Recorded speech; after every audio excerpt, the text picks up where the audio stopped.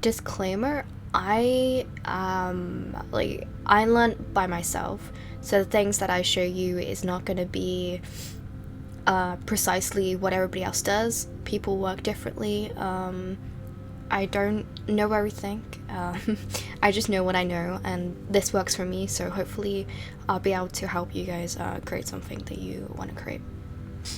First of all, you're gonna need to download Unity Hub. You're gonna need to download the latest version, 3.0.1. And I need an update, and I haven't updated mine yet, so make sure you've updated it. Okay, so you're gonna need to open a new project. Here it probably has an editor version. If you haven't already, I would suggest downloading 2019 4.31 F1. This is the version that VRChat uses, so this is definitely one that you should probably use. Here is a lot different to the other Unity hub. It has other options. I wouldn't worry about that. Normally what you need to do is be on 3D. Your project name is going to be the name of what you want to call your project, so I'm going to put mine as lesson. Can I spell? There we go. And you click create project. Here it's going to compile everything, it's going to do what Unity does, and it's going to open up with a blank project. So we'll let that do that right now. Okay, now you got the blank project. What you want to do is go and download the latest SDK free for Worlds. Make sure you are downloading the latest versions, or else you'll probably have a bunch of issues later on. So make sure you import the SDK free Worlds in there, and here it's gonna prepare the package, it's gonna do what it does, and then once it's done, just press apply and yeah, import. There we go. Press import and it should import into your project. I would also recommend importing Udon Shop. Udon Shop is just going to help you out if you want to import any of our packages and stuff. It's going to be easy because you're not like, you don't have to import it later on and cause a bunch of errors in your project. Once you've got Udon Shop and everything downloaded, you can start off with creating your project. So to build your base of your house, you could go to game object and create some cubes and whatever that way. I would suggest downloading Probuilder. Probuilder is found in your package manager by your window. Go to package manager, and this is gonna take a little while to click on the search thing. It does. So you gotta let Unity do its thing. So once it's done, we can click on the search bar eventually. There we go, and type in. My keyboard always does that. Probuilder. There we go. And you're gonna install it. This little button here, you press install. So it's imported into the project now, and as you can see, there's some errors here in your console. Ignore them. Yeah, just ignore your errors unless it's a red error, then you should worry. That's kind of like my little go-to. Okay, so right now you want to go to your tools, and you want to go to Probuilder, and you want to go to Probuilder window. Hopefully I'm not doing this too fast. You want to click on that, and here you are able to drag this around. So normally what I do, you can drag it here, you can drag it here, but I normally keep it here by my console. I just find it a little bit easier for me to navigate. That's kind of how I've always done it. So I'm going to open the Probuilder tab, and we're going to click on new shape, and it's going to bring down a new shape. It's going to bring down a cube, a beautiful cube. And you want to look into your inspector, and this is called the inspector. You want to know the difference between an inspector and a hierarchy. Here, the hierarchy is going to show you all your objects. It's going to show you what you have in your scene. Here, the cube is named cube, and we're gonna change the name in the inspector. and we're gonna call it floor. That's what we're gonna start with. Let's start with the floor. And there we go. We've named it floor, and it's changed in the hierarchy too. Okay, so right now this cube is sat over here, and you wanna pull it in the center. So you wanna change the position in the transform key here, and you wanna change everything to 0. So normally what I do is just go my backspace and do that. And now it's gone, and you're probably wondering, how do I get to this cube? So you want to double click on your hierarchy on the object floor, and it's going to bring to the object. Okay, so you're going to kind of like scroll out a little bit, and I don't know if you've noticed, but you have these little, what do you call them? Little object things that you can click on. As I said, I'm not the best with terminology. So we're gonna start off with clicking on the last one. This is a face select, so it's gonna select all the faces. So when you select a face, you can drag it out. So that's yeah, there you go. Here selects the sides of the object, so these sides, so you can pull them out like that. This selects the points of the cube, and this will select the whole cube as a whole. We're gonna focus on this edge select tool. So we're going to press Control. We're gonna hold Control, sorry. We're gonna hold Control, and while we're holding Control, we're gonna pull out the blue arrow. So here, as you're pulling it, it's gonna go block by block. So as you can see, it does that. So we're gonna make ours,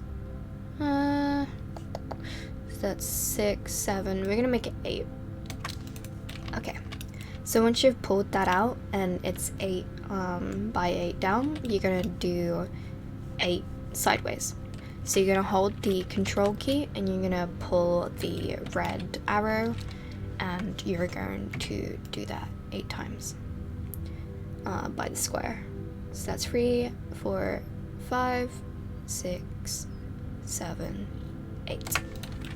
Okay, so you have this kind of floor at the moment, and right now we need to make it lower because it's pretty thick. She's pretty thick. So you're gonna click on the top face, and you're gonna pull down the green arrow while holding Control. And you see it made it a little bit smaller, but we need a little bit more. So we're gonna do it like that. Okay. So right now you have your cube, you have your floor. It's a pretty nice looking floor. And now we need some walls. Some beautiful walls. As you can see in this project right here, we have kind of like an interesting wall door, if you want to call it like that, kind of mirror window. This is a little bit more complex when working with Probuilder. You gotta get used to the keys a little bit, and I could probably teach that in the next lesson, but I'm just gonna do a basic wall view and a basic window and show you how to do that. Okay, so if I go back to this project, we're going to go back to Probuilder, and we're gonna make a new shape again. Beautiful. And we're gonna drag this down. We're gonna place it right by this corner here, just so it's in here, like so. There we go. Just level it up. So you now have this random cube here. You're gonna then select this face selection tool, and you're gonna select this back face. you're gonna then press Control, and you're gonna then pull out the blue, your little blue arrow here. And you're gonna click on this face here, and you're gonna pull out the red arrow while clicking on Control. And you're gonna drag it out like that. And then you're gonna click on the top one, and you're gonna drag out by pressing Control and pulling up the green arrow. We should probably do it, normally I do it to like 4 or 5, but I do it to like 4 blocks. I know like a VRChat character will probably sit around about the 1 meter mark, so that's kind of like how I scale it. But yeah, here we have a wall. We also probably should name that, so we're gonna name it wall. There we go. Okay, so I'm gonna show you some features that Probuilder has to offer. Here by new shape, if you press the plus symbol, it's gonna bring up the cube again, but it's bringing up another little window here, and it's bringing up the shape tool window. Here you can basically select what shape you want, but if you want to make a door, there's like a door shape. So if I scroll out a little bit, you can see this door. But you're probably wondering, where is the sides gone on this door? Like it's not there. That's because it doesn't create with the sides, and I'll show you how to fill those in after. But if we drag this down, we could fit it in our project anywhere we want. But right now we have nowhere to turn this. So if we go up here, there's some keys up here, and there's this rotation tool. And what I'm gonna do is I'm gonna click on this green little severe thing, and we're gonna click on Control, and we're gonna turn it until it reaches 90 degrees, I think this is. And then we're gonna press Build in the shape tool. We're gonna press Build. And it just brought another one out, so we probably want to close that down. So we're gonna just click X, and it's gonna get rid of it. So right now you're still on your little rotation key. So you want to go back up and hit this. This is gonna make you able to move it. So we're gonna place this where we want it in our scene. I would say I want the door here.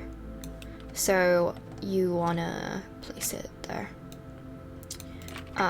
Okay, so this is kind of like invisible here. If you want to make this a full wall, I will show you how to. Here, you're gonna click on the sides using your edge select tool, and you're gonna hold Shift. You can fill this hole in, but I'm just gonna make it a little bit easier for you. Is that you're going to hold Shift and pull the blue arrow until it meets the other side. So there we go. Okay. Now up here, we're gonna do the same. You're gonna select these sides, and you're gonna hold Shift, and you're gonna stop it where it stopped there last time. There we go. Do the same on the other side. Make sure you're holding Shift when selecting them, and then make sure you keep holding Shift when you're moving the blue arrow by the way. There you go. You have your little door.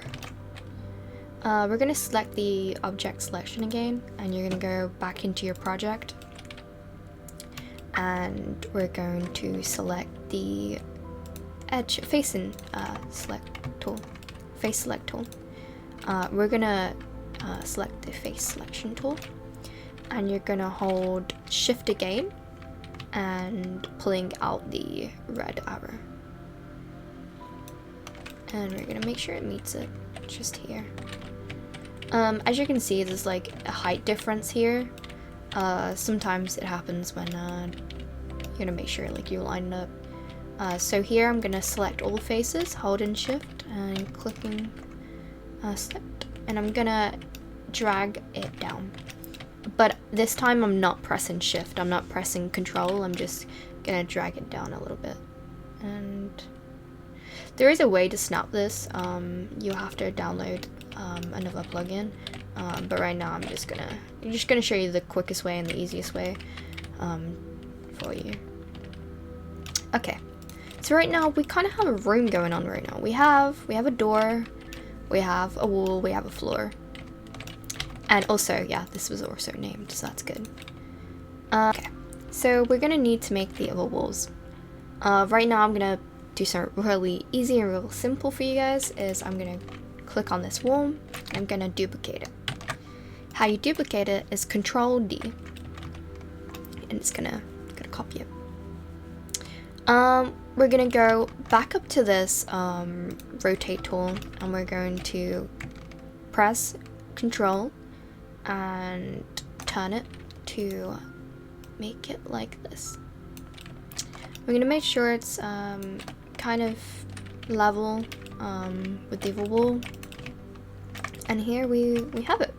So we're gonna duplicate this one again, Control D, move it to in the middle, and press your rotation key while holding Control and rotating.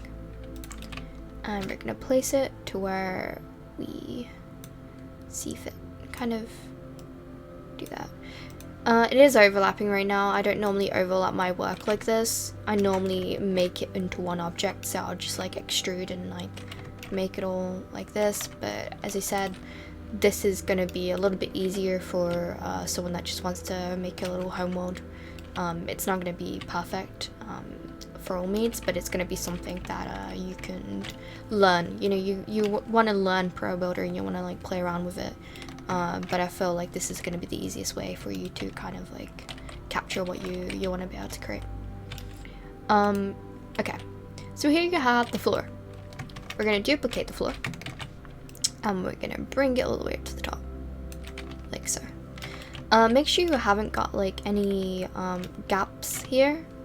This is just so no light is going to go in here, because you want to be able to make it just a closed room like this. Okay, so this floor is obviously still called floor, so you want to call it ceiling. So you can rename it here, or you can rename it here. So I'm going to call this ceiling. Okay, so we have our walls, we have our door, we have our ceiling, and we have our floor.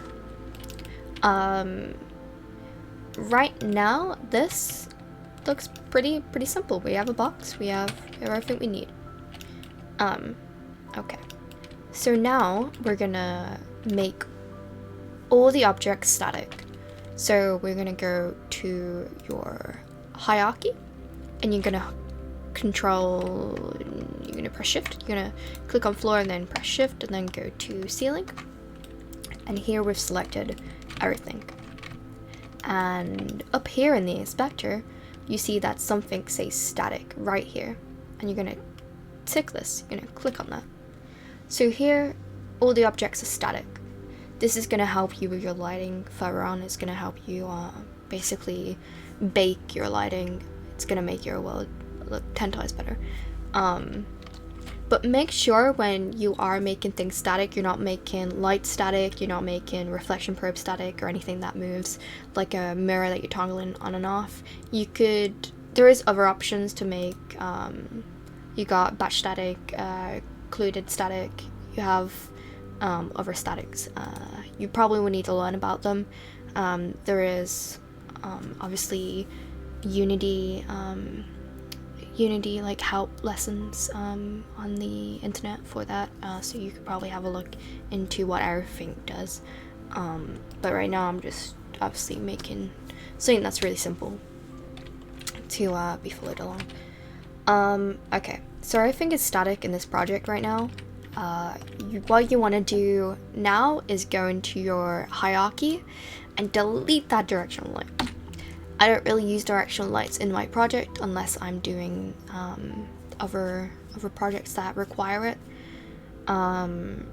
So I normally just delete the directional light. So this is going to be the important part. We're going to go to lighting. There's a lighting tab here. This shows everything to do with your lighting.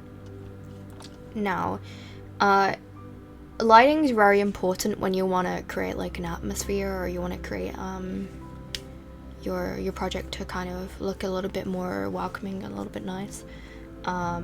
So it's really important to know lighting. I believe that you could probably create a simple world and have the nicest lighting and make it look 10 times better. So lighting is really important when it comes to worlds. So right now you see we have the default skybox. You can drag a skybox in here, but it can also affect it, so you can change it here.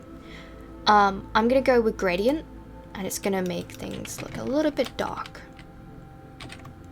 So I'm just gonna stick with this gradient color. I'm pretty happy with this.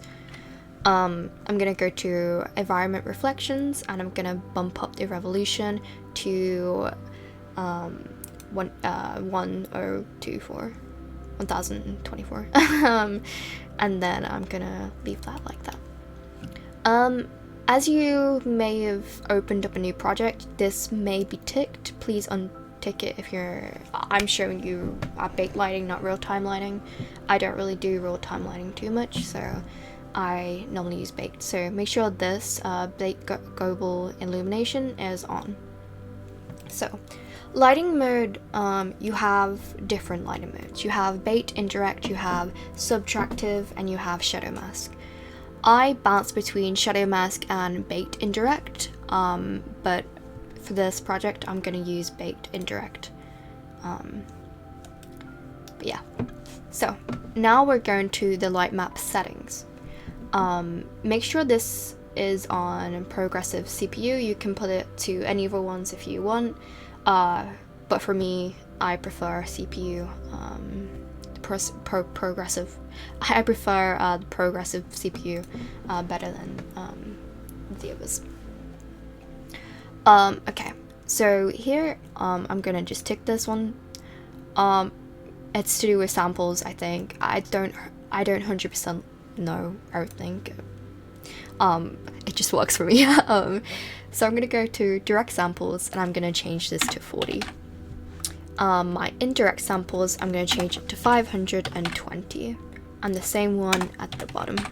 So you have 40 direct samples, you got indirect samples, which is 520, environment samples, which is 522. What these do, I think it helps render the light map. I don't 100% understand it. I couldn't give you the terminology and I couldn't give you that. But these are the settings that work for me. Filtering, keep that as the way it is. You can change these around. I normally use optics, maybe, but I'm just gonna keep it as none for this one. Now go into your light map revolution. I normally set this at 30-25. I'm gonna do 30 now. I'm gonna put this as 25. Like that. I'm gonna tick ambient occlusion, and I'm gonna keep that as the same. Okay, so here we've set up our lighting settings. These obviously will be changed around for the near future. Like, if you want to do a bigger map, or if you want to like bake something else, like you would probably change these lighting settings. There is multiple ways you can do it, but this is just a simple way of what I've felt like is the best. Okay, so to render lighting, you're gonna need a light. So how to get that light, you're gonna go to game object, you're gonna go to light, and you're gonna go to point light. We're gonna bring in a point light here. As you see, we're still on the lighting, so we want to click on the inspector, and we want to drag this point light in. Oh, if it's invisible for you and you don't see this point light, just tap on gizmos and it should show it. Normally I have my gizmos show and hide, and I would just click on it. Here, you can place your point light wherever you want it. I'm gonna put it to the ceiling up here, like that. And there we go. As you can see in your inspector, you have your light settings. The mode is on real time right now, and we're trying to make it baked, so we want to change this to baked. we want the shadow type to be soft or hard, depends on what you want, but I normally just go with soft shadowing. And your render mode you want to be important. Here's the intensity. Honestly, it's up to you with what you want to play around with the lighting, if you want it dark or light. Normally I don't go above 1.4. I probably would suggest keeping at this at 0.56. I like kind of dark lights. I like to play around with my lighting a lot, so I normally keep my main point light around 0.7 to 1, but right now we're going to put 0.5. So we have this point light just in the middle right here, and now we're going to go to the reflection probe. How we're going to get this reflection probe is we're gonna right click and we're gonna go to create empty. This has created an empty project, or an empty project. This has created an empty object, and we're gonna name this. We're gonna name this reflection probe. There we go. And now we're gonna click on add component. Here we're gonna write in reflection probe, and here it's like the second one. And we're gonna zoom out, all the way out with your S. Okay, so now we have this box around our box. So we want to kind of fit it to the box, because whatever is in this box is gonna reflect. So if you have like an emissive material, if you have like a metallic material, it's gonna reflect off the skybox if it's not in this box itself. So you want to click on this little edit bounding here, and you want to scale it to the box. Make sure you're not scaling it too close. If it does that, just press Control D or Control Z, and it will make you go back to what you were.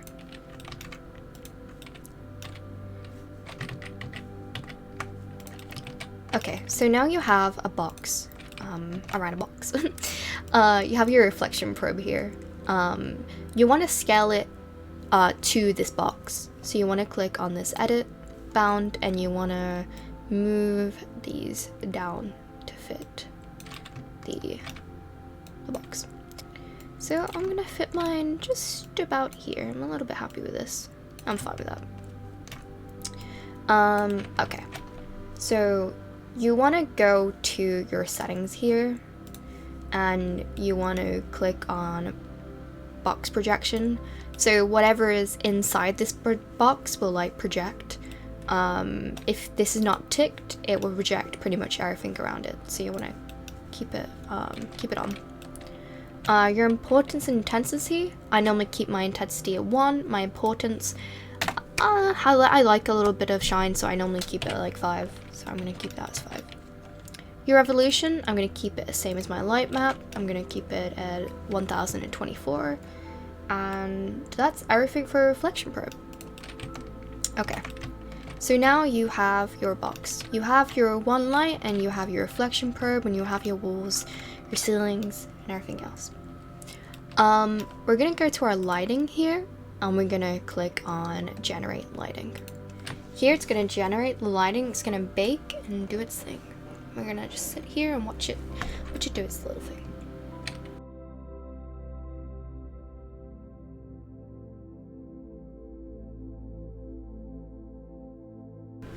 So the lighting is now done, and you see that the box is a pretty light compared to the rest of the outside. Okay, so as you see, this reflection probe is probably not doing anything at the moment because we haven't got materials in our scene. We want to get away from this boxiness, and I'm gonna show you how to. So we're gonna right click again, we're gonna go to create, and we're gonna go to material. We're gonna name it. We're gonna name it and go with a white. So I'm gonna name this white.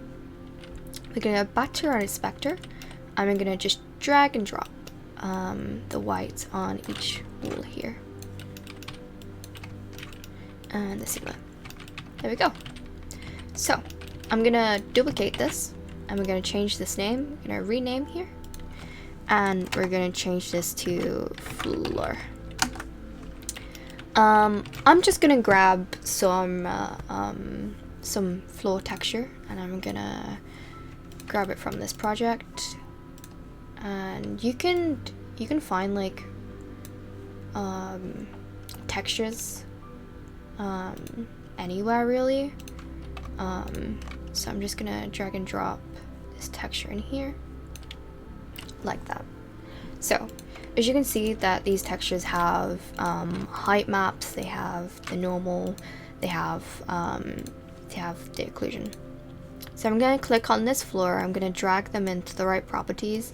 They will say what's for what, so just click on the name, you'll have a look. I'm going to fix that. Okay, so I'm going to drag this floor to the floor, and right now you can tell it's kind of looking a little bit strange. Kind of looks like the cubes. So you want to go to your tiling, you want to go to 0.4, 0.4. Yeah, I'm not happy with that. I'm gonna go down a little bit, so I'm gonna go 0.2, 0.2. Okay, so now I'm gonna go to the smoothness, and I'm gonna turn this all the way up. So you see this is now reflecting, but it's reflecting off our own material that we had up here. So what we want to do is we want to go back to the lighting, and we're going to want to click on generate lighting. Okay, so you've just rendered your lighting again. Now I'm going to show you how you can get this kind of really cool neon emissive texture, and how to make it look pretty cool on the walls. So I'm gonna click on this. I'm gonna drag in, what do I have? Actually, let's make a little photo frame. I think that'd be cool. Okay, so we're gonna go back to Probuilder. We're gonna click on new shape again, this little plus tool, and we're gonna bring it to the cube. I'm gonna press build. We're gonna click on this, and we're gonna drag it down, and I'm gonna place it here. So I'm gonna name this painting, maybe. Oh, my capital letters. Painting. There we go. Got there eventually. And I'm gonna select this face selection tool, and I'm gonna just move it. I'm gonna free move it, so I'm not pressing Control and I'm not pressing Shift. And I'm gonna just click on these sides, and I'm gonna make this. Okay. So I got this little stick thing. I'm going to press Shift now. As I'm pressing Shift and holding the red arrow, as you can see, we created like this little section here. It's pretty interesting. So we're gonna do that again, and just create a little small one, and we create another little section. We're gonna do that again at the top, and we're gonna press Shift, and we're gonna hold these because we want to select all these faces here. And we're gonna press Shift again. Just make it small, like that. I'm gonna go up from underneath. I'm gonna press that Shift, Shift, and Shift down. Okay. So you see these little faces that we just created. Right now we're going to select each of these faces at the front. So we're going to hold Shift again and select them with our cursor. Like so. Now, we're going to press Shift again and pull out the blue arrow until we make a little thing like that, like so. So make little picture frame. Okay. So I'm gonna go back to object selection, and I'm gonna just drag the white on here. Now you're probably asking, how do we get this emissive white texture? Or white material, sorry. So we're gonna right click, go to create, go to material, and we're gonna name this glow. Great. Now we're gonna go to emission, we're gonna click on this, and we're gonna change the color to white. Now we're gonna go to the intensity, and we're gonna change this to 1. I'm gonna press enter. So here we have the white. It's pretty bright. Now, how do we put it on the sides here? If we want it to be inside here, we're gonna go to our face selection, and we're gonna click on this, and we're gonna hold shift, click on the other one, hold shift, and shift. Now, we have them selected. Now what we're gonna do is we're gonna hold shift again, and as we're holding shift, we wanna drag this glow material, and we're gonna drag it onto here. So now we have it on there. Cool. So you want to go back to your object selection and you want to move it into position. So I want to move it around here. It looks pretty cool. I'll have it a little bit bigger. So if you want to make it bigger, what we're going to go to is we're going to go to this this tool here. It's going to be called the scale tool. We're going to grab this little box and we're going to press Control. And we're gonna scale it up, and I'm gonna go back to the move tool, and I'm just gonna put in my project just in the middle here. Now I also realized I want these sides to glow too, so I'm gonna go back to the face selection tool. I'm gonna click on this face right here, and I'm gonna press shift, and I'm just gonna go underneath each one of these. Pressing shift. So I'm selecting a small amount of it. So make sure you're holding shift and click on it. Oh, it might do that. Just press back. Okay. Now you're gonna do that again. So you're gonna press shift and you're gonna press your material and you're gonna drag and drop it on there. So we created this cool picture frame. We're going to want to go back to your object selection, and you want to click on the object, which is the painting, and you want to make it static.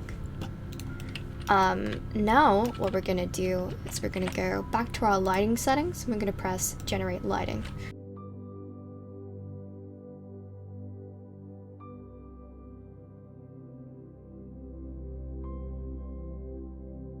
As you can tell, the reflection probe did its thing, and now it's reflecting painting here.